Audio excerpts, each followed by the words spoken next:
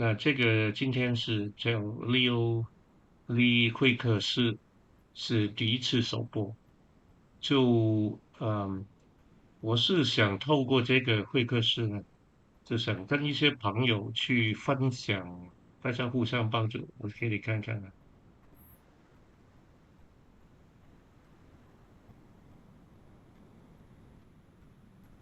那这个是我第一次做的。大家知道，因为我经常做训练嘛，因为过去的工作的经验，就到处跑，那就算是认识了很多不同同事、不同客户也是不同的国家的人。那在他们身上呢，我就觉得学到很多东西。所以呢，我想，不如做一个对谈呢，现在蛮流行嘛。所以呢，我想做这个叫会客室，就访问不同的朋友啦，在行业里面认识的专家啦等等。今天呢是第一次，你看到了我这个会客室的目的呢，就是希望透过大家不同的对话，能够做到互相的分享，然后从他们其他各位专家的一些经验，能够使到我们会互相都能够有益处学到东西呢所以呢，我会主要有几点呢就包括他现在过去的工作，在过去里面就是在有什么工作特别有成功感呐或者是有困难的时候，他怎么度过的等等然后透过这些经验对未来的看法怎么样如果现在我们可以聊聊其他的，聊聊兴趣人生、家庭等等，所以这个尽量在控制在1个小时之内了看看我们怎么样。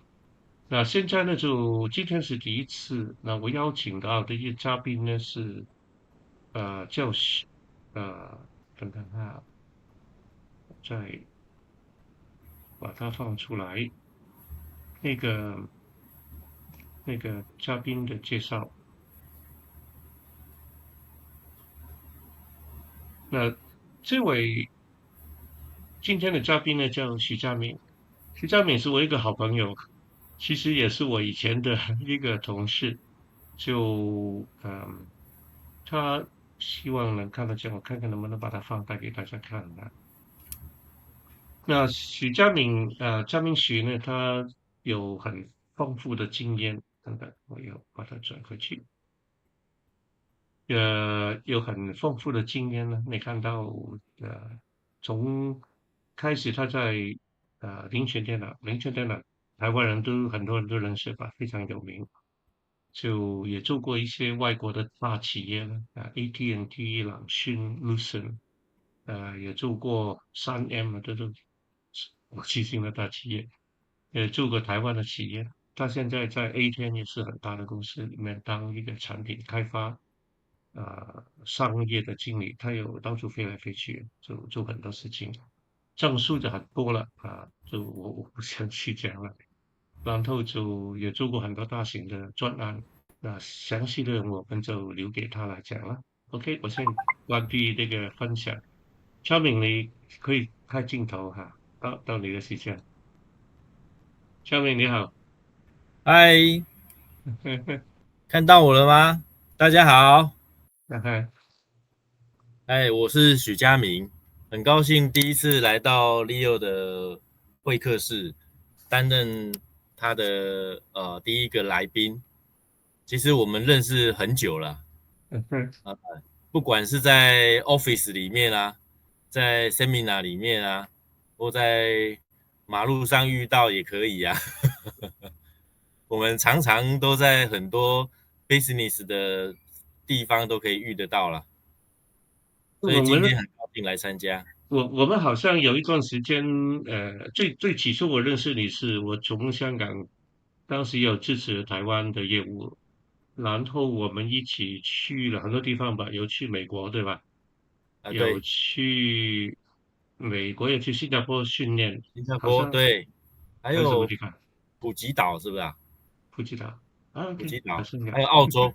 澳洲，对，蛮多的。好，你可以 share 你的 PPT 也介是，绍一下哈。好，我的 PPT，Leo，你可以帮我哦，用那个哈，对 post 上去。可以，等等啊。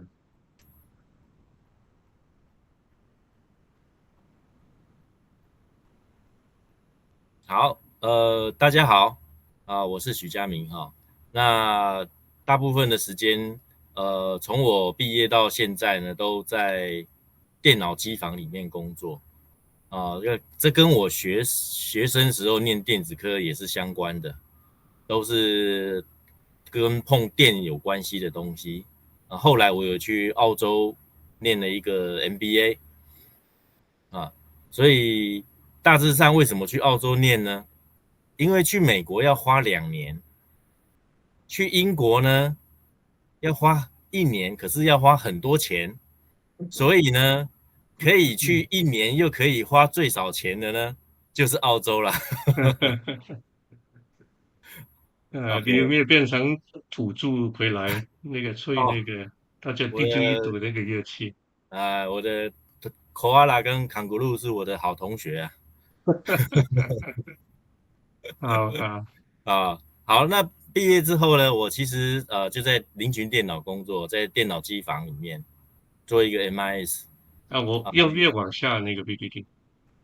还没 OK，OK 那我后来呢是在 AT&T Lucent Avaya 做 cabling，那其实这里对我影响非常的大，因嗯为这个 cabling 的产业呢，从 AT&T 它就是一个最早研发的一个公司了，所以它分家到 Lucent，又分家到 Avaya，我都跟着过去了。所以呢，我在里面学到很多的知识，还有包括语文也是啊。其实英文对我来讲，主要也是在这个时期听说读写累积而来的以前我不认为我是很会讲英文的人啊，是考试很会而已啊。嗯嗯嗯后来我也去3M，哎，大家以为3M只是卖一个便利贴啊，卖一些什么口罩啊，其实3M是一个很奇特的一家公司哦，它有很多这种产品是我们想象不到的，包括 Telecom 的产品，所以呢，我在这边也学到很多，哎，它的创新的文化我觉得如果有机会在一家很好的公司学习到这种创新、这种热情、这种文化，我觉得真的一辈子都值得，你一辈子都跟着走后来去 D-Link、A10 等等，都在台湾嗯，的公司，都是前面所累积而来的。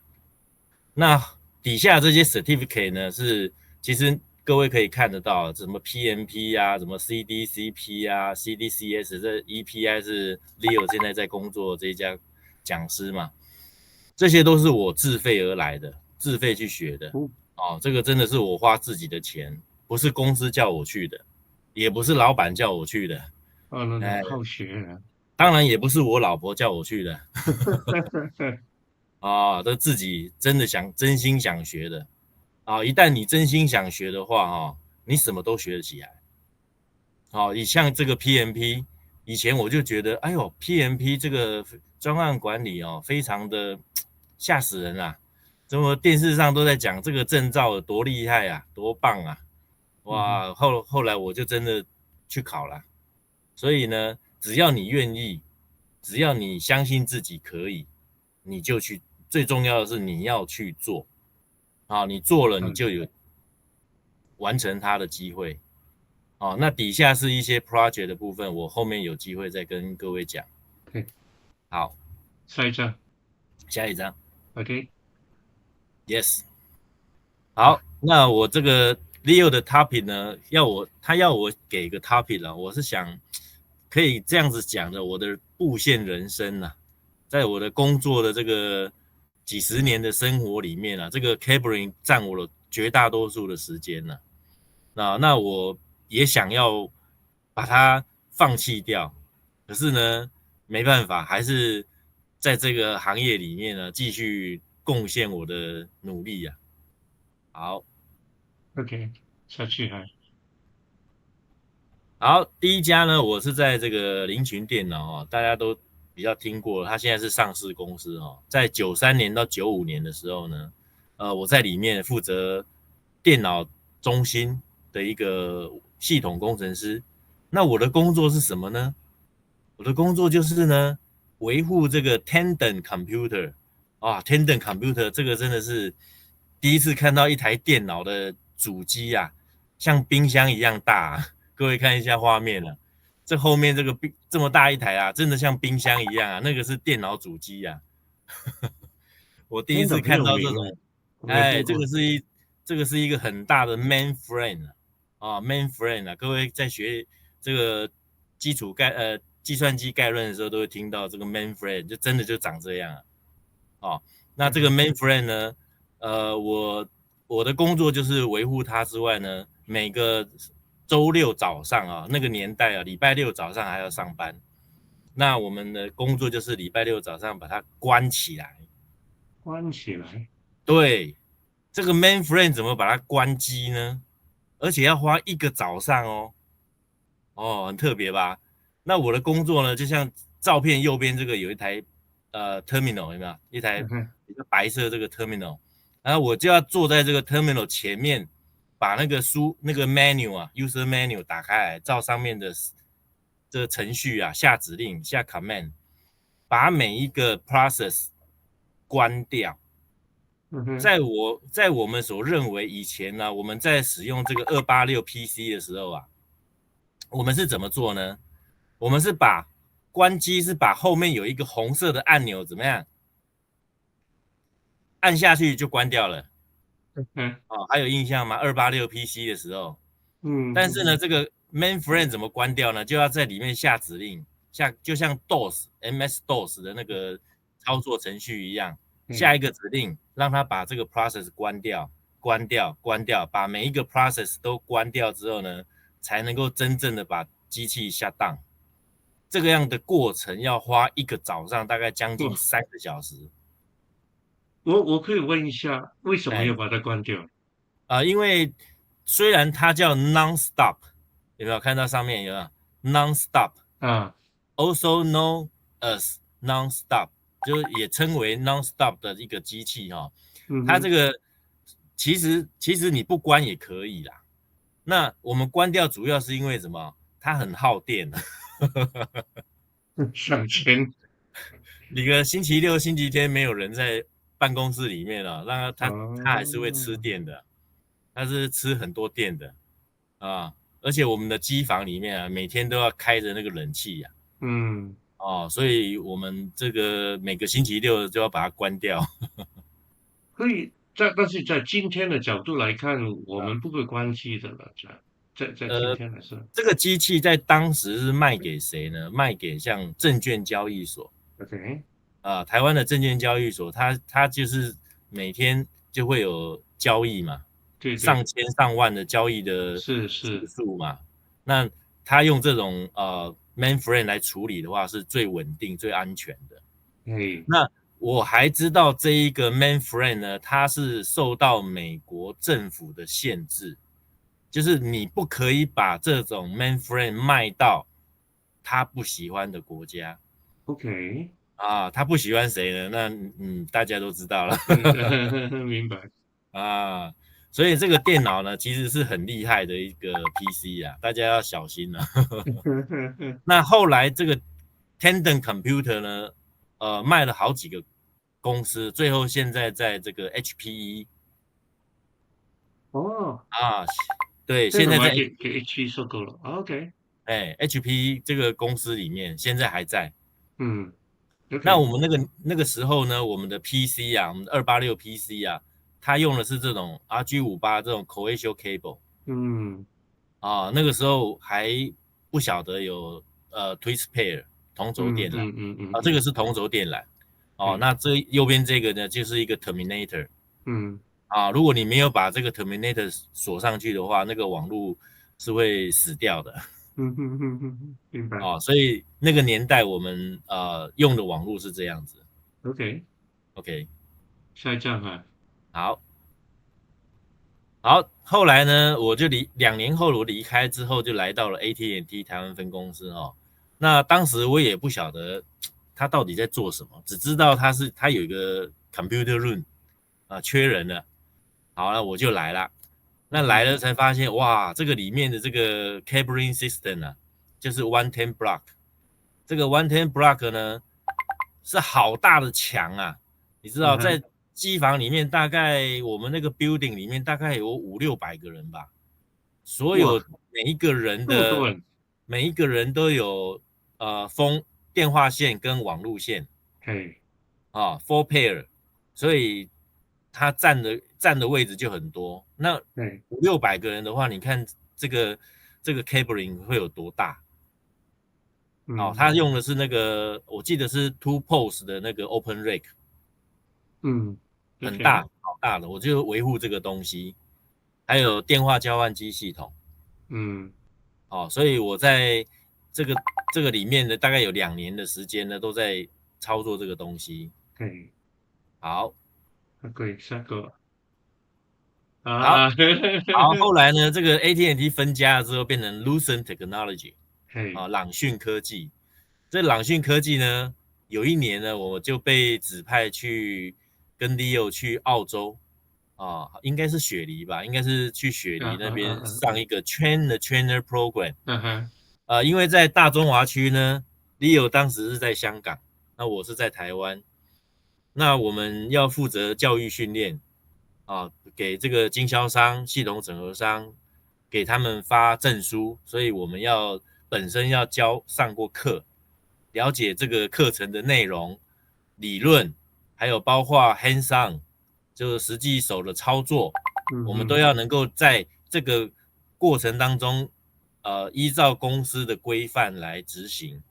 好，所以在这一次的旅行到现在呢，我都还记得很清楚啊。中间这一位女同事叫 Yvonne 她应该就是她就是我们的讲师就是 instructor 她好像是跟亚珍廷的，Argentina 好像我记得。是 Argentina 吗？Argentina 好像是南非的呢。OK。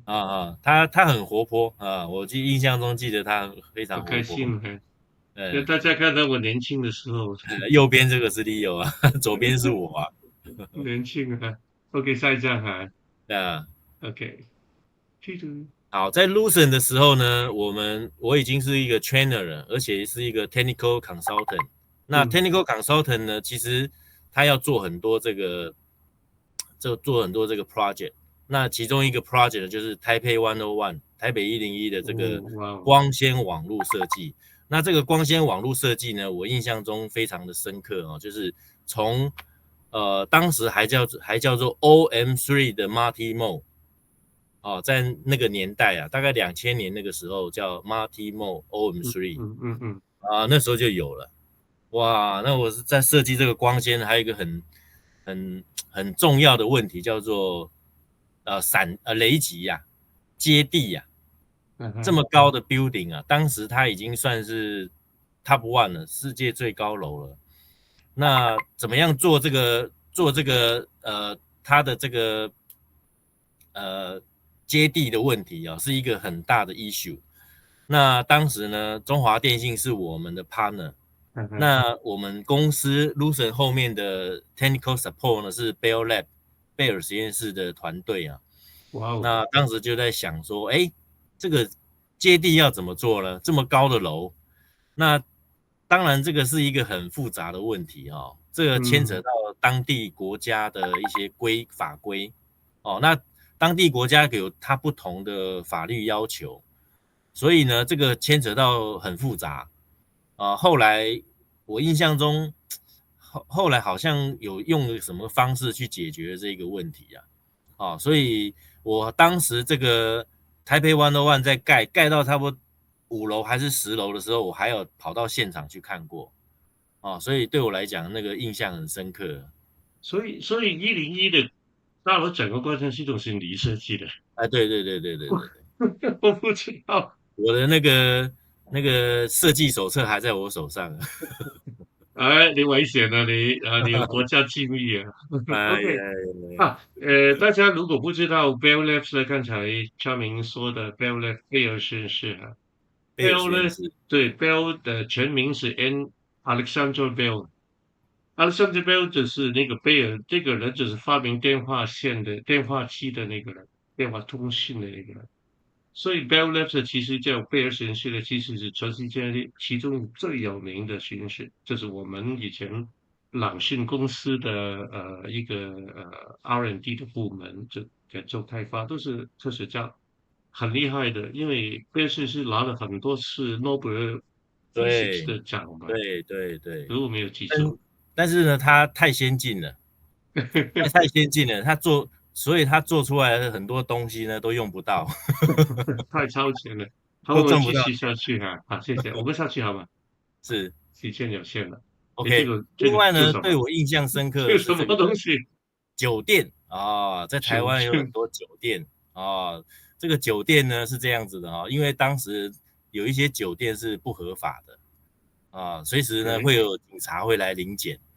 那？OK，这个酒店的工作人员呢，他想了一个方法，他们想在 office 里面呢装无线网络哦。他们的 office 就是一张桌子跟椅子而已，然后呢，当时的手机呢就像这样子，是按键式的啊 Nokia， ，Nokia 的按键手机很流行的时候，那每一个人的笔电呢就装了一片这个 PCMCIA 的无线网络哦，卡有印象，有印象。哦。这个网络卡呢很厉害哦，当时可以跑2 mega，好快啊，有印象，两 有印象。mega 非常厉害。哎呀，那为什么要这样做呢？因为他们想着，当我的手机随时在手上，我的 notebook 有无线网络，警察来的时候呢，我只要把这2项东西拿着就可以走了，就可以跑了。啊，所以那时候我们帮他规划这个无线网络啊，也蛮有趣的发现呃，原来这个酒店是他们的生意是这样子来的我以前不知道，在台湾原来酒店是这个意思。因为啊。我们在酒店香港去旅游，我们就 book a hotel，right？对就我们因为香港我们讲广东话，我们都叫酒店的。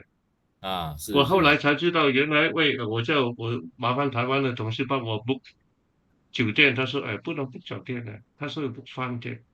我说嗯，饭店在香港只是吃饭的地方，那酒店就是 hotel，就是住的地方，不是喝酒啊。我后来才知道，原来不能叫酒哦，店。这其实不一定啊，因为在台湾很有名的，像这个金华酒店，它是一个 OK，很棒的一个酒店，它啊啊，也有叫饭店的啊。所以像不一定。这种我们讲有女人陪酒的嘿啊，大部分我们都叫它是酒店，OK OK，啊，这不一大定。部分都是这样子明白。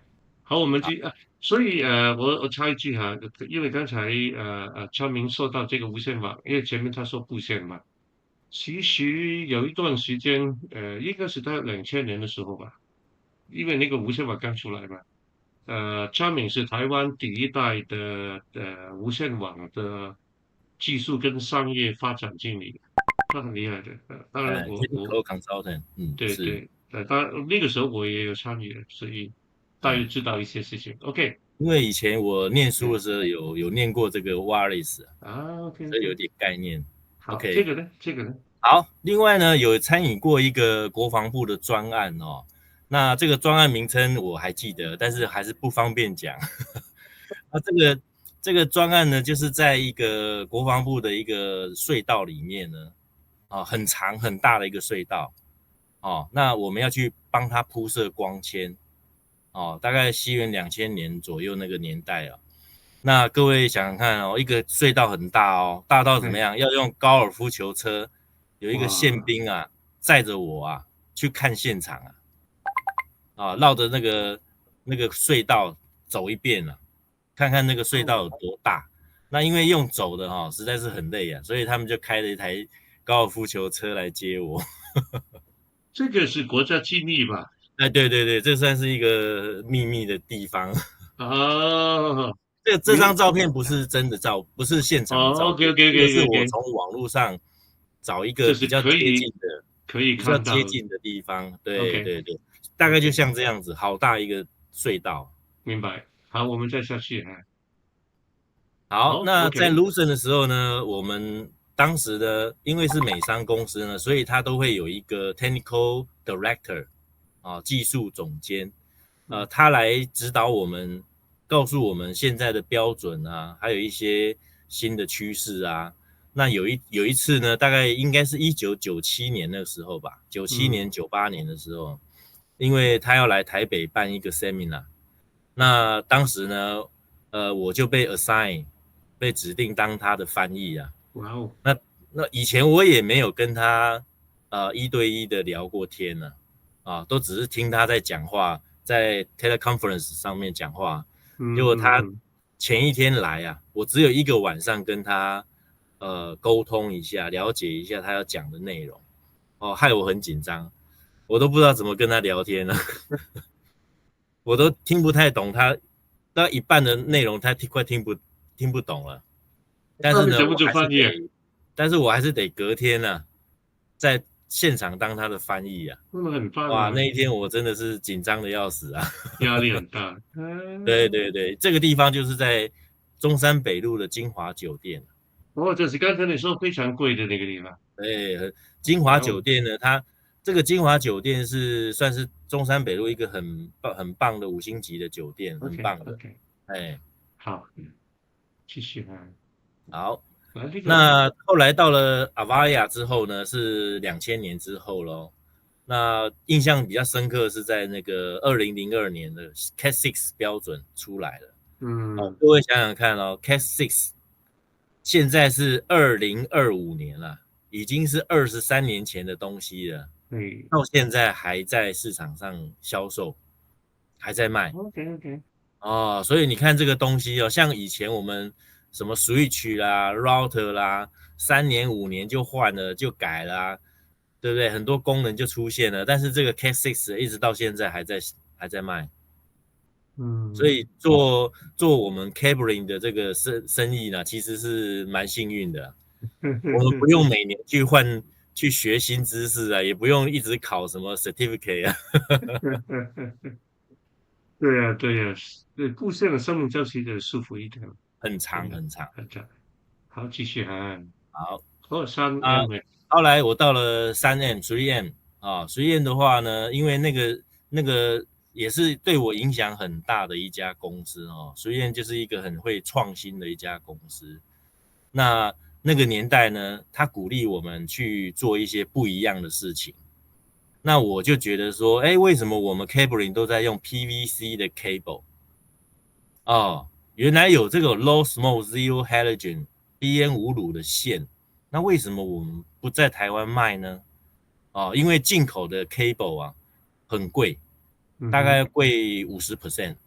过了蛮可是多的，对，可是在本地，因为3M的 cable 呢，当时是在台湾制造的，那 DN 五卤的线呢，只比 PVC 的 cable 大概多不到20%，但是它的 cable 还是一样比Tier One 的像 Conscope 啊、Pendu 啊都还的便宜，所以我们就决定在台湾推广这个 Low Smoke Zero Halogen cable，所以只要有 project 呢，我都会写这个 cable，所以呢每次都会拿到案子，这所以呢么厉害，对，所以那个时候呢，包括 copper cable、fiber cable 全部都是 low smoke zero halogen 哦 DN 五卤的。那我，OK 的 competitor 是谁呢？是 Conscope，是 Pendu。那 OK，他们的 cable 呢，不管它是从欧洲进来，还是从 China 进来，嗯哼，它都非常非常的贵。嗯所以那个年代我们几乎像这个华航园区啦，在这个桃园机场那边，还有这个百信商银总部啦，UMC 啦，都是嗯，用我们的方案。哦，很厉害，OK，继续，所以哦，刚刚那个就是刚刚这个case 让我觉得啦，就是我们要学会改变嗯哼，即使是卖了很久的东西，其实还是有它的创新的地方，你可以发现。哎，这个呢？好，这个呢是一个 PMP 的证书就是刚刚提到的专案管理证书那这是因为有一次呢，一个 IBM 的 sales 跟我聊天的时候哦，他就讲到很多 PMP 的一些概念、一些 concept 嗯哦，然后他说他有去考这个 PMP，后来呢，我就觉得，诶，他都有去考了，那我也去考一张看看好了。嗯哼好了，哼哼，我就花了1年的时间呢，就去念书了，就去上课啦。哇，念1年了。很幸运呢，1年后我就考到了。所以可能我那个时候还是算蛮 lucky 的啊，我就考上。那考上之后呢，其实因为我是 sales，我并没有真正的 project，所以哎，呢，实际上我用到的机会很少。这样 OK。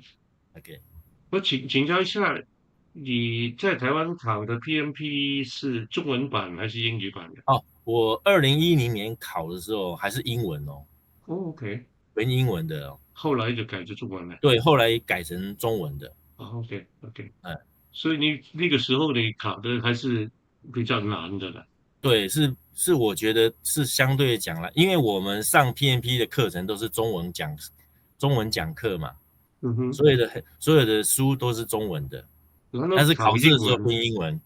哇，那好难啊，好难好，这一个啊。呢是一个 EPI 公司，是现在 Leo 现在在工作的这家公司哦。哎，我那时候是在2012年的时候去考的，因为在当时呢市面上，呃，因为我们知道2010年以后呢，这个 data center 的这个 standard TIA 942就开始嗯，在市面上是被大家知道了。是。那有这个标准，但是没有一个课程，没有一个 certificate 来教，就嗯觉得很遗憾。所以呢，我后来找到这个 EPI 的这个 CEO 啊，刚好这是一个荷兰人，他刚好来台湾开了这一门课，所以我就报名了。那因为我也没有问他是中文、英文上课啊，结果他一来他就在用英文上课了。这里没困难就 OK 了。对，我想说，哎呀，这个用英文上课又增加了我的难度了。但是呢，也还好，就是荷兰人讲的英文我还是可以听得懂啊，嗯嗯嗯，所以他们没就那么多麻哎，烦的俚语。对他们没有太多的口音吧，哎，所以这个 啊 CDCP 我就拿到了。啊，这个好，呢？后来呢，另外一个叫做 Bixi，这个是一个美国的电信工程协会吧，你可哎，以这样想。哦，那这个 BICSI 是每一个在美国做弱电啊、电信啊、CCTV 啊等等这些跟 building 有关的这些工程都会关系到这个 Bixi 这个协会。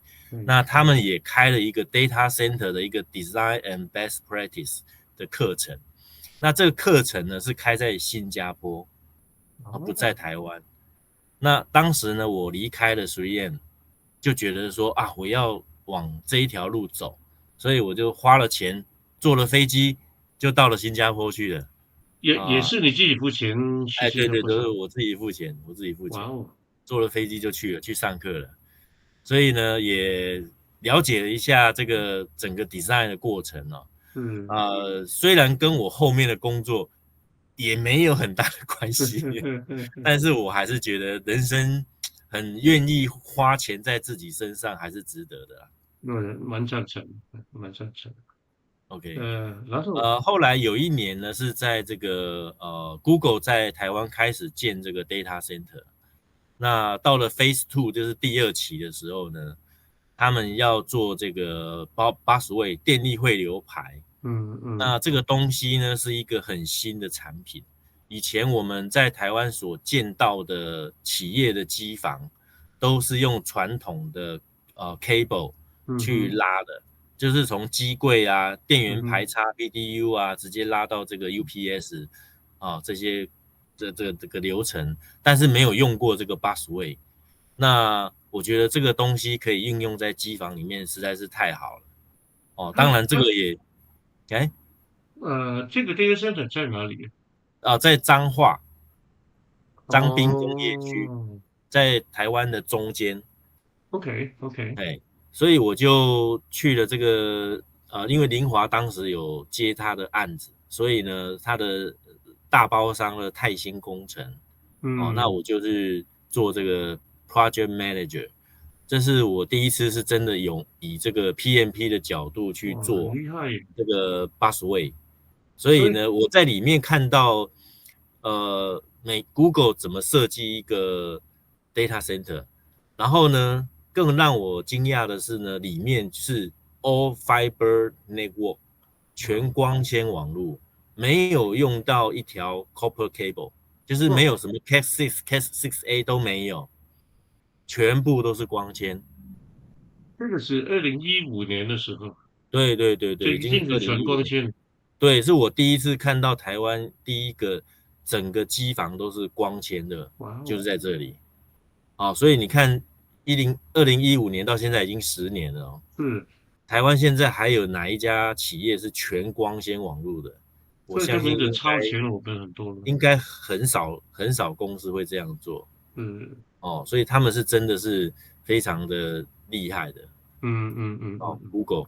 OK，OK，好，这个是他们讲的这个80位的这个施工的环境啊，就像这样子所以工人都要上到很高的地方去安装，所以他身上要绑很多绳子警告标语啊这些都有要所以戴安这个全帽，房间很高哦，很高很高，挑高非常高，哇哦挑高应该有5、6层楼那么高吧，好啊，高非常非常的高。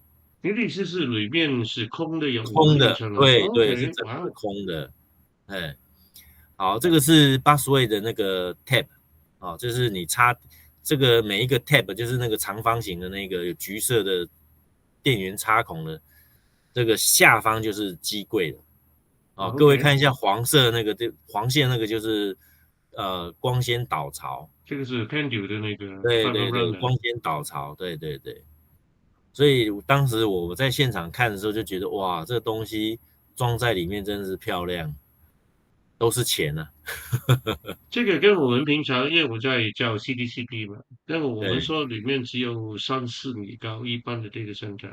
你对，说有几层楼？5层楼就好高，这应是该挑高，我觉得应该有30米的，25、6层楼哦，一个楼层30、40米。3米的话，至少15米以上的哇，好高度哦，高啊！好高哦。哇哦，所以根本，因为我在现在叫 data center，有很多国家就是主要是亚洲了，对，我讲过，因为时间我没有理由跑去美国叫嘛，那就 Google 也不同的国家亚洲区来上我的课了，Google 啦，嗯，Microsoft 那些都有很是多国家来是，上，他们都来学 TIA 92，但是他们很多都不认证九十二，是，或者问他为什么，他有自己的想法。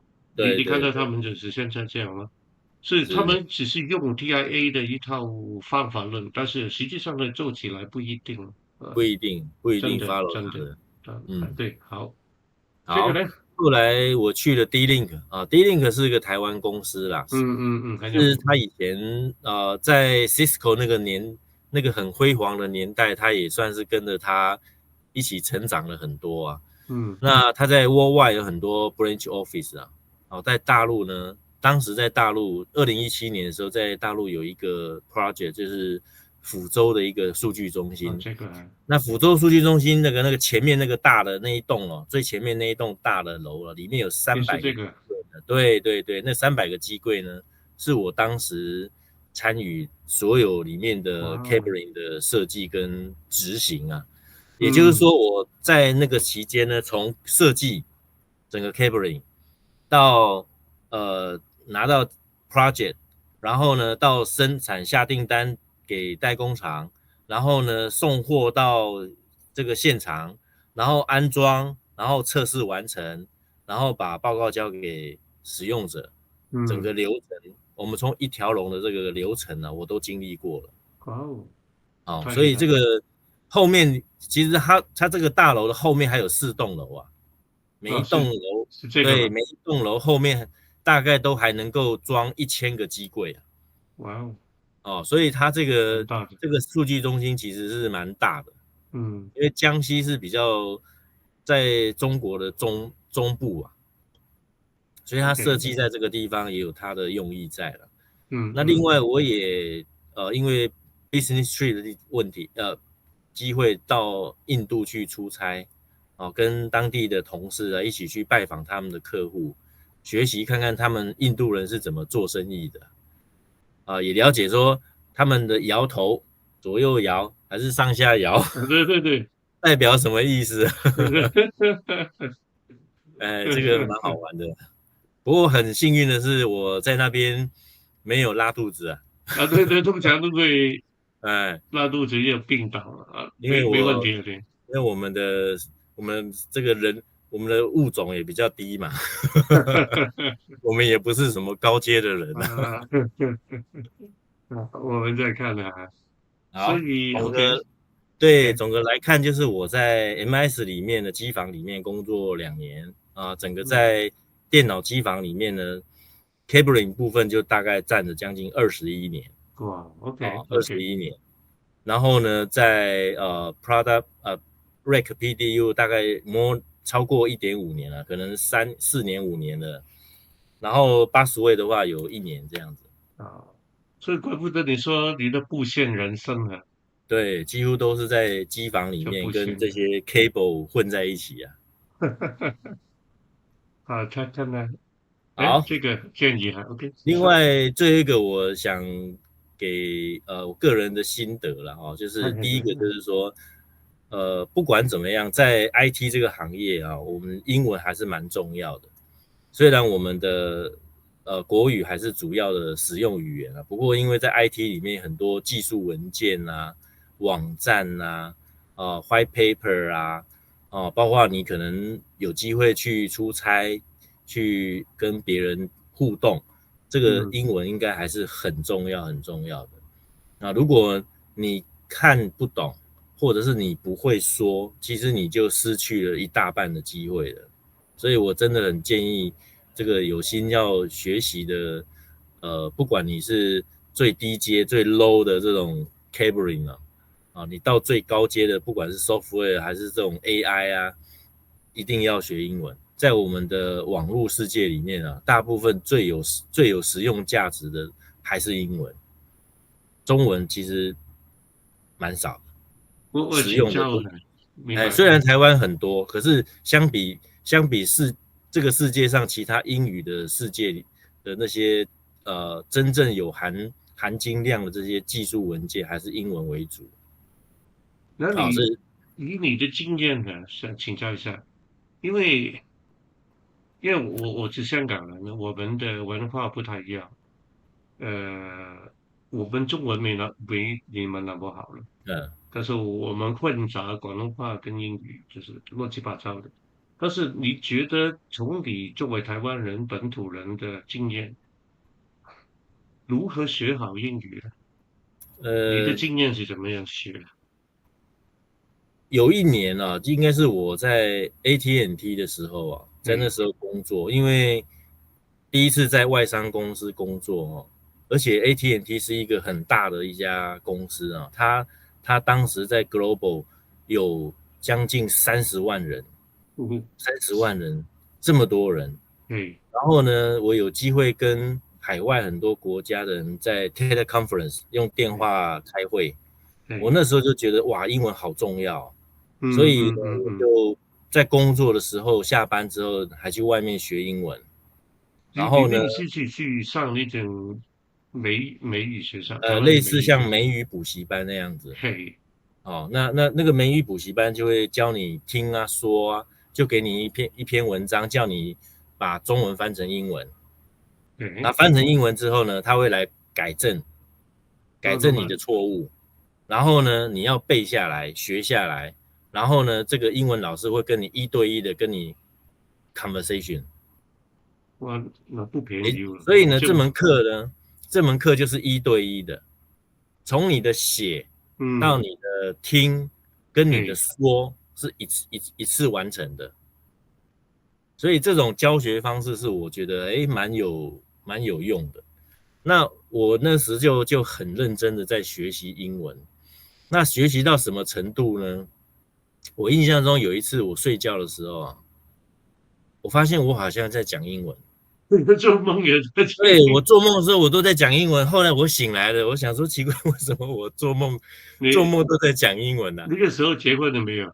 啊？还没，不然你太太说你想哎，什么？我见鬼了。哦，我就印象很深刻，我学英文学到我真的哎，做梦都在讲英文。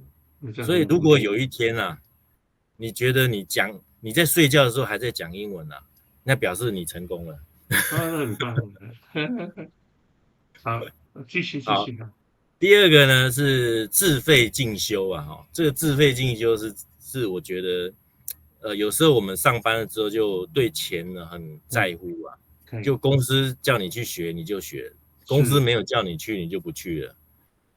我觉得这样子不好，应该是投资在你自己身上。啊，对对，巴菲特说的，对，你要投资在你身上。是，你觉得什么课很好，你就自己去上哦，包括什么资策会啦、中国生产力中心哎啦，哎，怎么，反正很多这个市面上我们看得到的这种教育商业的啦，哎我也去上啊，什么 哎，PMP 的啦，跟我的技术 technical 也不相关的，我也去上。只要你觉得对你工作有帮助的，你就去试试看，因为对，不知道哪一天，英文加 project management 会等于 X，那个 是 X 不知道是什么啊，是也许是是是，变成你下一个成长的机会。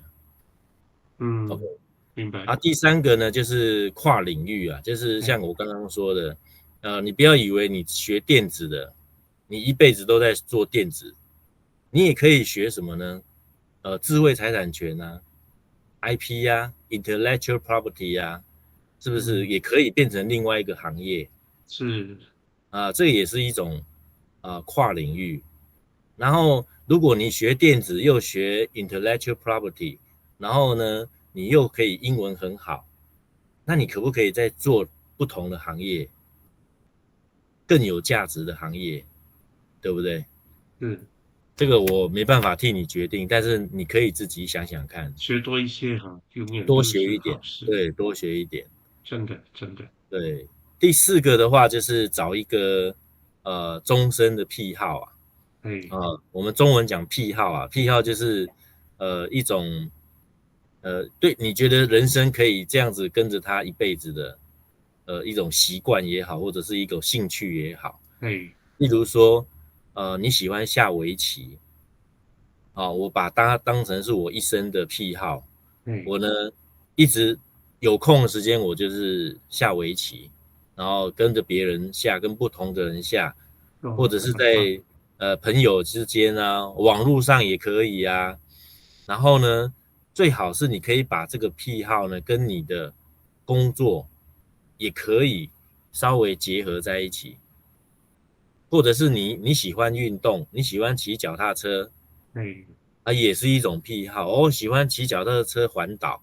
那在工，OK，作中呢，有很多朋友，他可能也没有这个运动的习惯，你就带着他骑脚踏车环岛，可能你哎，就会找到不同的更好的朋友，嗯哦，又，OK。可以让自己身体健康，又可以交到好朋友，哦，所以，所以你说要找寻一个终身的癖好的目的是在哪里哦，这个就是说你生活中不要只有工作，？OK，像我们很多人上班，早上7点出门，哎，晚上7点回来，8点回来，吃完饭，看完电视，睡觉了，那对，又上班了，OK，哎，就没有了，就没有其他事情了。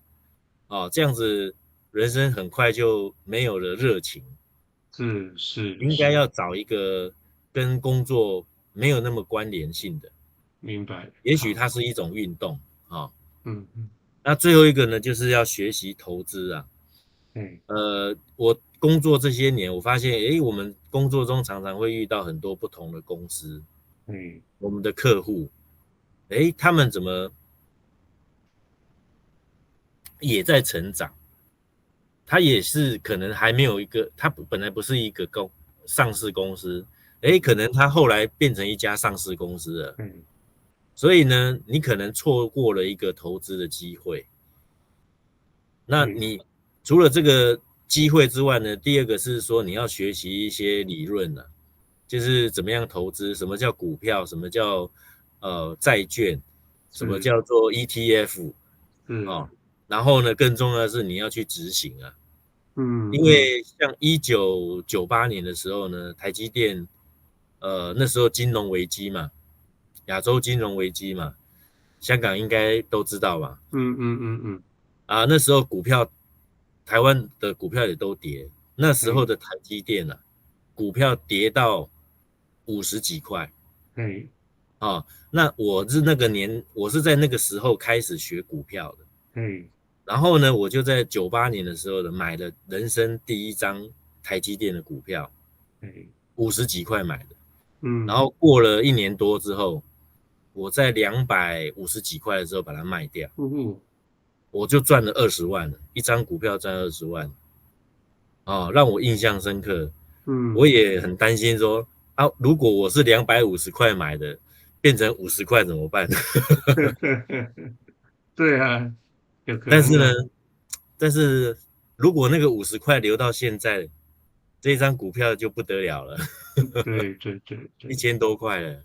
嗯，哦，所明白，以股票投资是一个这是财人生，务方面的学习啊，人生也要学习的一个技能啊。嘿，如果只是工作赚钱，其实是不够的。以上明白。是我的5个建议啊，可以给大家参考。哎，那你觉得，我没有了。你觉得你人生有什么特别？因为我们时间不多了，剩下来几分钟，你觉得有什么最大的困难？你怎么度过的？比较有没有？大的困难哦，其实工作都有好有坏。哎，有好就是你可能这家公司你刚好可以好好的发挥，那么对，你就会活得很快乐。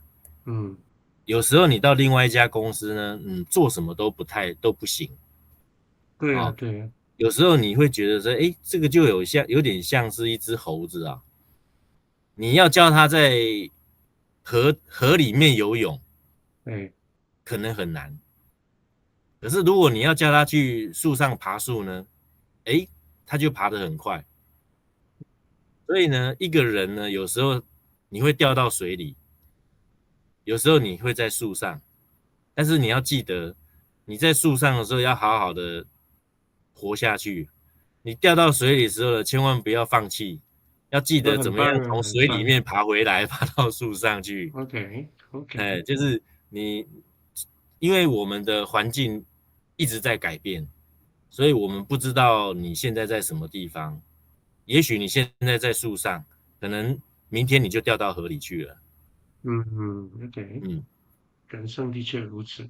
对，好，OK，那我们时间也差不多了，就今天非常感谢嘉命这好朋友，就第一次做一个琉璃会客室的嘉宾呢。是 他现在是在 A10 A A10，10 对 A10 主要是做 KVM 啊，我印象中对对吧？还有什么 KVN，还产品？有除了 KVN 之外，还有 Audio Video 的产品线，嗯哼，还有很多 consumer 的一些 accessory。哎，所以我们也做了一些 AI 的一些产品，所以A10 已经不是只有卖 KVN 这些产品类的，跟 Audio Video 都很有关系的。A10有中文名字嘛？宏正智动科技，红什么宏红？宏是宝盖红宏，宏正大的红，是方正的正，上市红正。公司你打宏正应该就看到了。好，OK。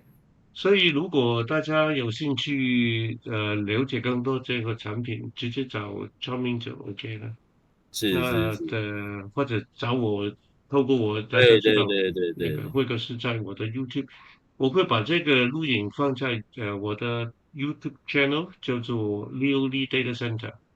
那我也会把它放在我的 Facebook 群组，把这个 video，然后大家也、以后有什么就可以大家好。上去。上面你也在我的那个 data center 群组对吧？那个 Facebook，有，哦，那你上去，大家上去直接可以找看得到。到就对了。对对对对对， OK，今天谢谢我们时间差不多了，那好，希望大家工作顺利，身体健康。好，谢谢，OK，take care。OK，拜拜，拜拜。拜拜。